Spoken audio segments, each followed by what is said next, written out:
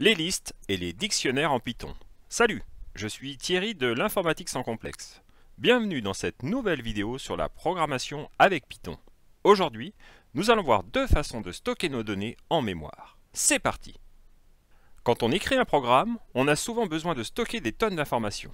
Et souvent, il est pratique de pouvoir regrouper ces informations.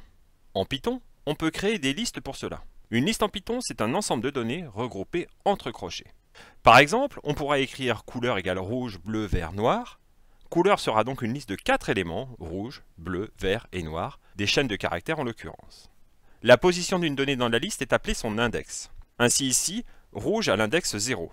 Et pour accéder directement à cet élément de la liste, on pourra écrire couleur de 0 entre crochets. Mais ne t'inquiète pas, nous allons voir tout cela dans un exemple concret. Mais avant tout, n'oublie pas de t'abonner à la chaîne et d'activer les notifications pour ne rater aucune vidéo. Et clique sur le pouce pour m'encourager. Comme nous l'avons vu, pour définir une liste, on écrit toutes ces valeurs entre crochets. Donc on écrit par exemple couleur égale rouge, bleu, vert, noir. On a donc la variable couleur qui est égale à la liste de nos 4 couleurs.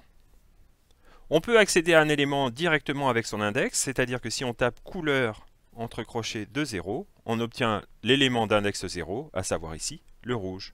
Si on veut le modifier, eh bien pareil, on y accède directement en écrivant couleur de 0 égale jaune. Et donc si on réaffiche la liste couleur, le rouge est devenu le jaune. Pour effacer un élément, c'est tout aussi simple. On écrit del de couleur de l'index que l'on veut effacer, façon 0 par exemple. Si on réaffiche couleur, la première couleur a disparu. Attention, dans ce cas, les index ont été décalés. Le bleu est devenu le 0, le vert le 1, le noir le 2.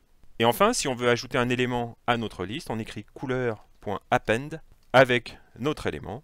Et si on affiche couleur, on a rajouté violet à la fin. On peut également effectuer des concaténations de listes. Donc par exemple, si on écrit une deuxième liste couleur 2 égale magenta cyan, et qu'on écrit colors égale couleur plus couleur 2, si on affiche colors, c'est une liste regroupant les deux listes couleur et couleur 2.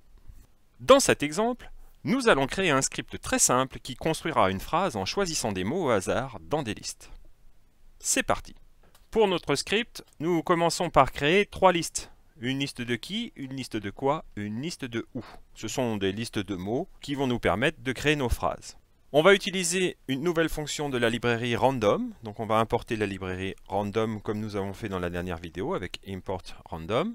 Et on va ensuite créer une boucle qui va tourner en permanence, while true. Et qu'est-ce qu'on fait? On affiche un choix au hasard dans la liste qui, un choix au hasard dans la liste quoi, un choix au hasard dans la liste où, et un point à la fin. On ajoute un input appuyé sur entrée. On sauvegarde et on lance notre script. Voilà. Il a créé une phrase au hasard. Si on appuie sur entrée, il va en créer une autre, etc. Donc on voit bien l'utilisation des listes. À chaque fois, le programme choisit un mot au hasard dans notre liste. Une autre façon de stocker des données en Python, c'est d'utiliser les dictionnaires. C'est un peu comme des listes, à part qu'au lieu d'utiliser des index numériques, on va utiliser des étiquettes, que l'on appelle aussi des clés. Et au lieu des crochets, on utilisera ici des accolades. À chaque clé d'un dictionnaire, on va pouvoir associer une valeur. On peut par exemple associer une définition à un mot.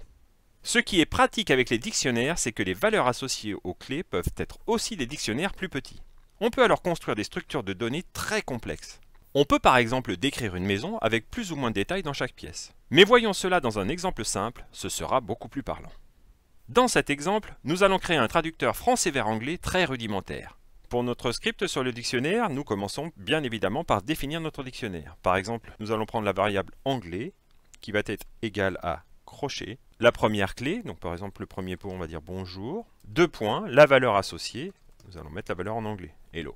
Nous allons faire pareil avec par exemple chien, chat et par exemple maison pour finir. Et nous fermons l'accolade. Ensuite, rien de plus simple que des choses que nous avons déjà vues. Nous demandons un mot à traduire et nous réagissons suivant la réponse de l'utilisateur. On va utiliser ici le mot-clé in pour savoir si notre mot rentré par l'utilisateur se trouve bien dans notre dictionnaire.